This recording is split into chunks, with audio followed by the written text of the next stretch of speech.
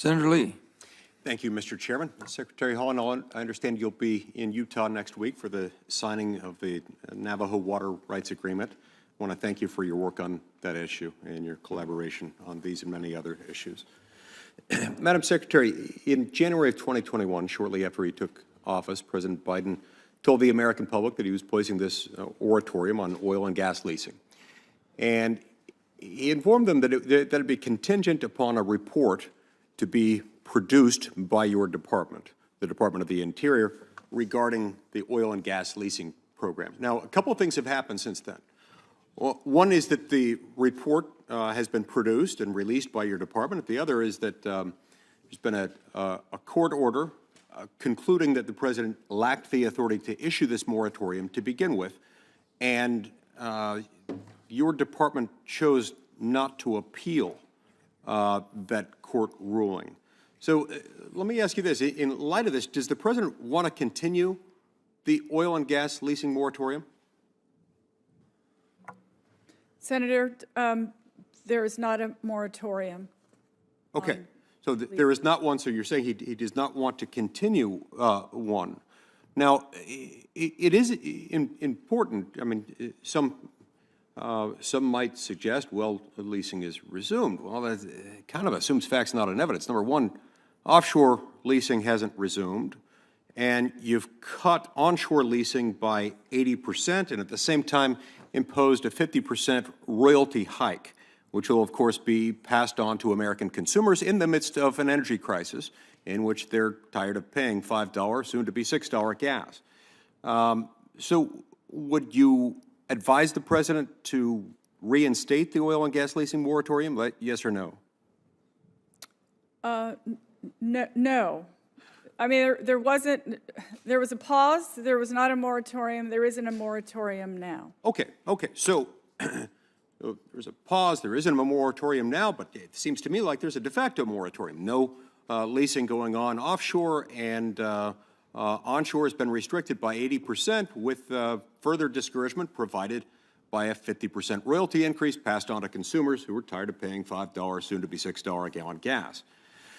We've seen this pattern of attacks on the oil and gas industry. And just last week, the department canceled 3 scheduled auctions that would have opened up space in Alaska's Cook Inlet and the Gulf of Mexico for energy production.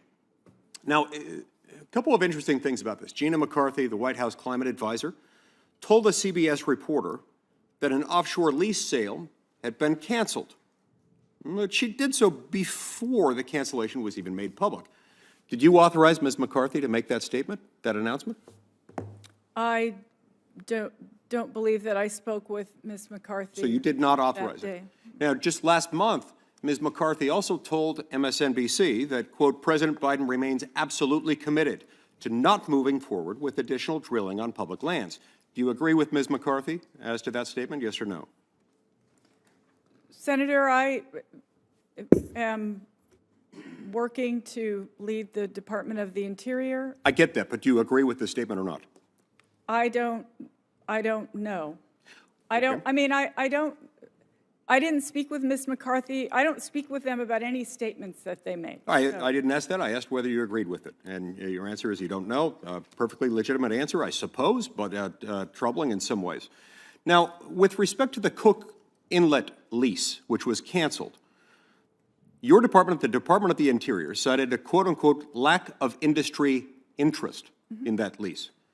Now, it seems to me that industry interest can't really reasonably be gauged or gauged at all until the extent or the value of the actual bids are made clear.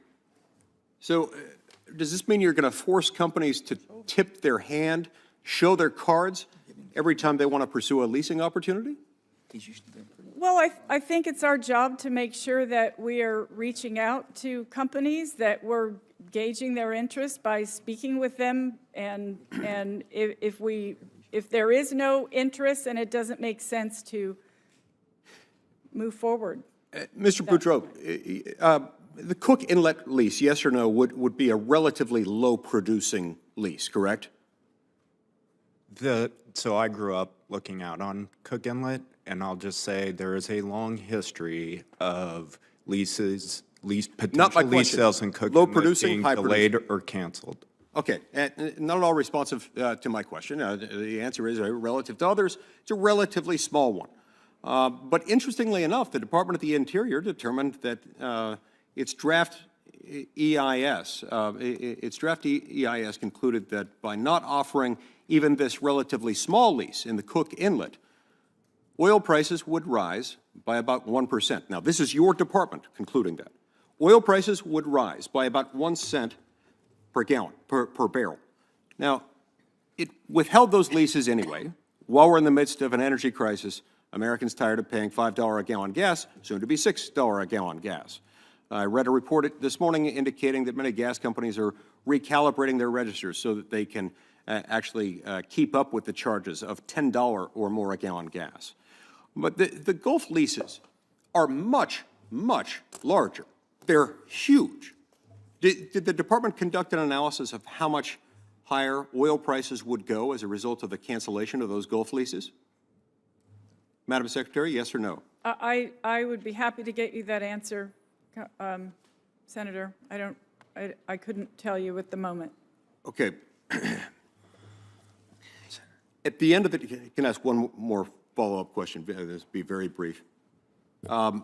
In January, a federal judge invalidated lease sale 257 based on your department, the Department of the Interior, doing insufficient environmental analysis. Now, you chose not to appeal that decision, so none of those leases will be awarded or drilled. And look, as I look at this, and as a longtime appellate lawyer, I suspect that there's likely one of two explanations for this. Either you were happy with the result, you liked the result, or alternatively, you knew that the environmental work that your department had done on this was sloppy. Which was it? Well, what I could say about that is that our solicitors, they consult with the Department of Justice on these issues, and they make the determination on whether an appeal should take place. Okay. We have a department that is determined to not allow oil and gas leasing. They've hiked royalties. They have taken things out of eligibility for leasing. This is coming at great expense to the American people, who are paying dearly for it. The American people deserve better. Senator. Thank you. Thank you, Senator.